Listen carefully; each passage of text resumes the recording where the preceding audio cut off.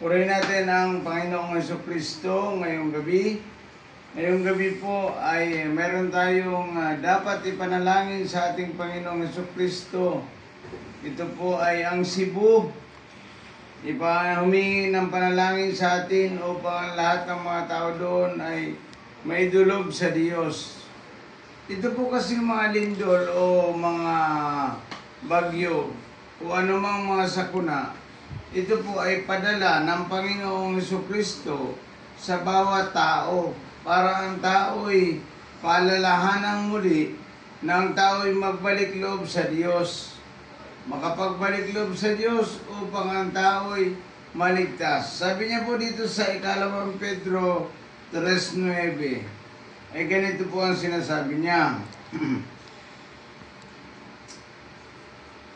Ang Panginoon ay hindi nagpapabaya sa kanyang mga pangako, gaya ng inaakala ng ilan.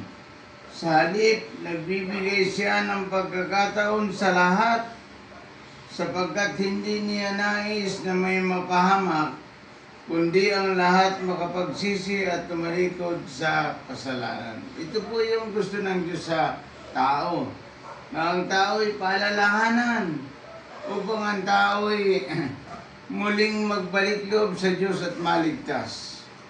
Ito po yung dahilan niya. Halimbawa, may binabagyo tayo, akala natin ito parusa ng Diyos sa atin. Hindi po.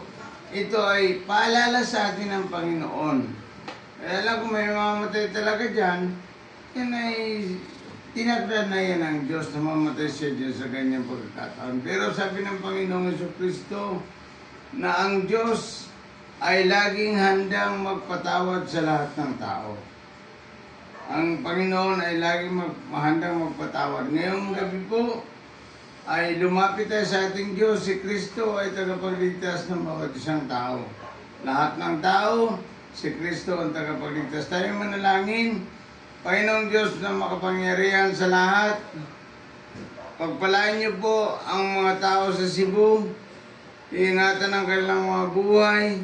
At dalayan ko, Diyos, samahan niyo po ang kailang mga buhay at proteksyonan sa Santong Espiritu upang sila ay hindi mapahamak.